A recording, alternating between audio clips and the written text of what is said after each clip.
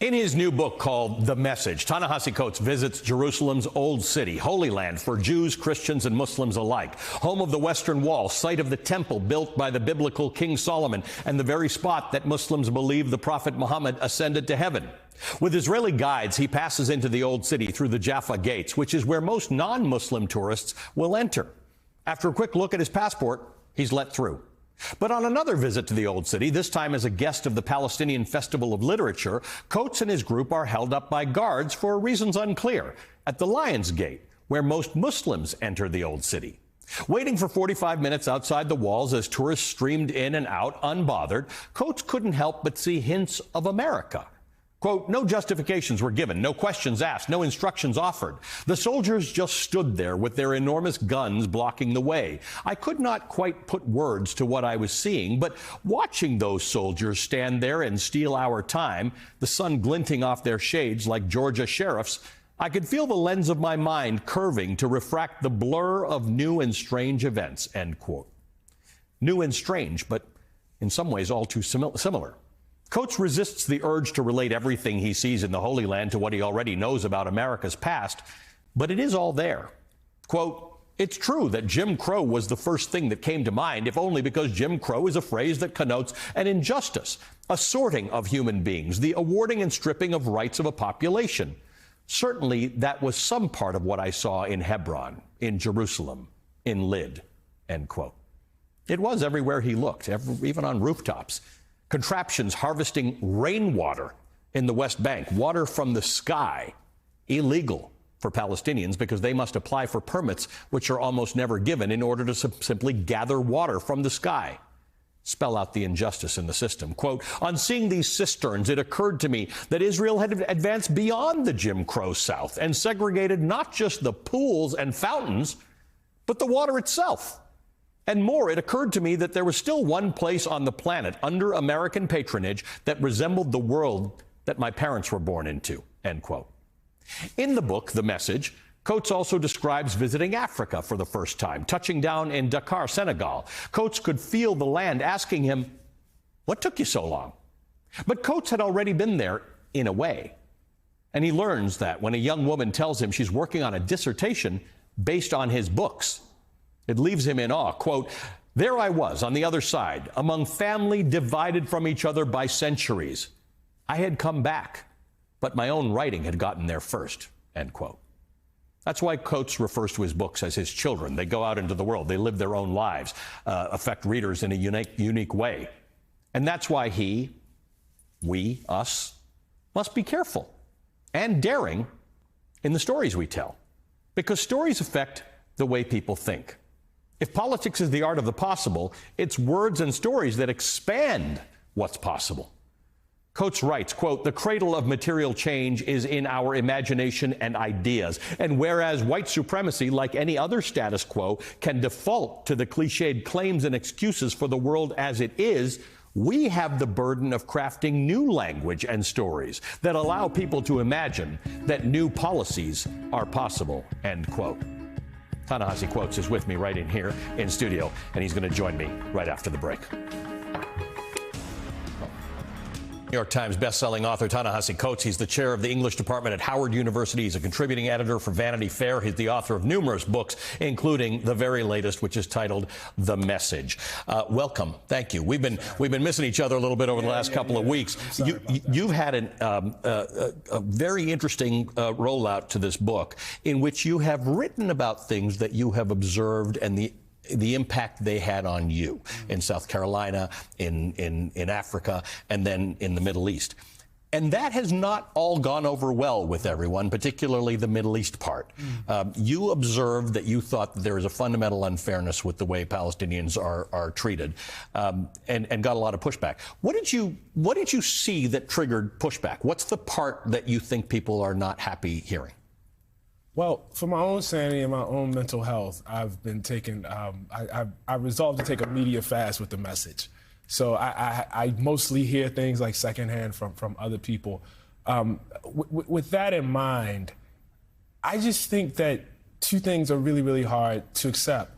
One, that a group of people could endure centuries of oppression, genocide, industrialized genocide, as the kind of climax of that oppression, and that a group who declare themselves the inheritors of that legacy, and legitimately are the inheritors of that legacy, would then go on and create a system of apartheid, which America, at least in its popular narrative, claims to reject, but in fact is funding. I just think that's like a fundamentally difficult message to accept. You went to a few places in the Middle East, and in one of the places you went to, as I have, you had a similar experience in Hebron. And I just want to read from your book where you said the city's most visible feature was its amazing variety of checkpoints. Some of them were just soldiers lingering around, other massive gates with metal turnstiles. As we approached one, I watched two Palestinian school children being stopped by a soldier and directed back down the street from which they had come. When it was our turn, one by one, we approached. They checked our passports and allowed us to proceed. These soldiers roam as they feel, stopping and interrogating according to their whim. Later that day, I walked out to buy some goods from a shopkeeper. But before I could get there, a soldier walked out from a checkpoint, blocked my path, and asked me to state my religion. He looked at me skeptically when I told him I did not have one, and he asked for my parents' religion. When I told him they were not religious either, he rolled his eyes and asked about my grandparents. When I told him they were Christian, he allowed me to pass.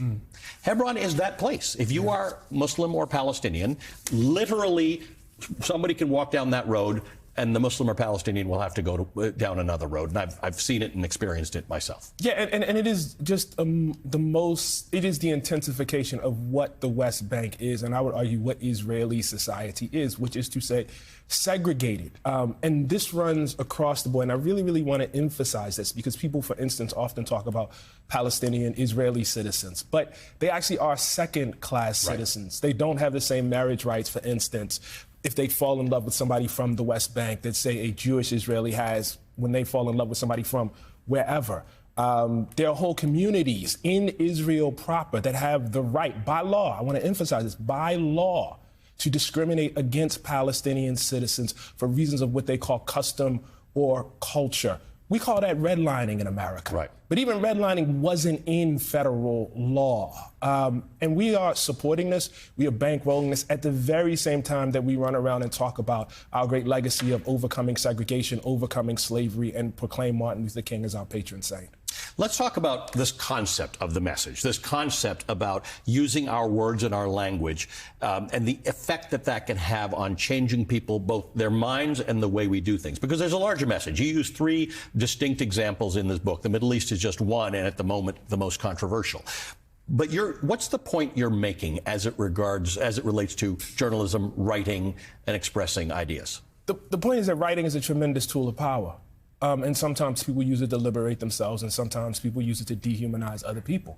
And I think the reason why the second half of that book is so difficult to accept is because beneath it is the idea that American culture, American authors, American film, American journalism, American television has been complicit in dehumanizing, otherizing, pushing Palestinians out of the frame of conception, and thus erasing the idea of apartheid because nobody's there. Right. You know, that motto, a land without a people for a people without a land, it actually has a much, much deeper meaning because although we know that was obviously not true, we can render it as though those people aren't there. And when they are, they're barbarians, they're savages, you know, people who are not worthy of being participants in any sort of civilized conversation. And when you look at the examples that you've cited, and we can go back to slavery in the United States, we can go back to the Jim Crow era, we go back to apartheid itself.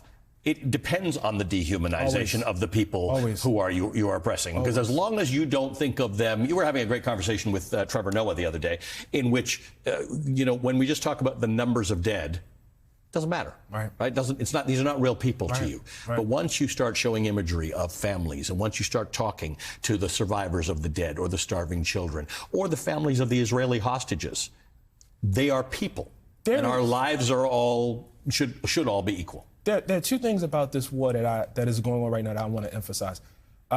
Israel does not allow reporters into Gaza. Correct. You have to be escorted, and you have to supply your material. Yes. Thank you, Ali, for clarifying that. And large numbers of the reporters that are there are being killed. I don't think that's accidental. I think people understand the need to control the flow of information. I think like that is a significant force whenever you want to exercise power. Look, when we had slavery in this country, there was something called the gag rule, that forbid the conversation, around slavery on the House and the Senate floor. And that's because people knew that if you started talking about this stuff, if people, dared to think of black people and enslaved black people as human beings, we would have serious problems. The system needs information to be controlled, information to be restricted. And that's happening right now. In fact, Israel for a long time did allow a lot of voices, and in Israeli media you often get it, but the Al Jazeera offices in Israel proper have been closed by the government. So the information... And kicked out of the West Bank, right? Out of Ramallah. Yeah. Thank you for joining us. Good to see you. Thank you so much. Ta-Nehisi Coates is the English department chair at Howard University. He's a contributing editor at Vanity Fair, best-selling author of numerous books, including his latest, The Message.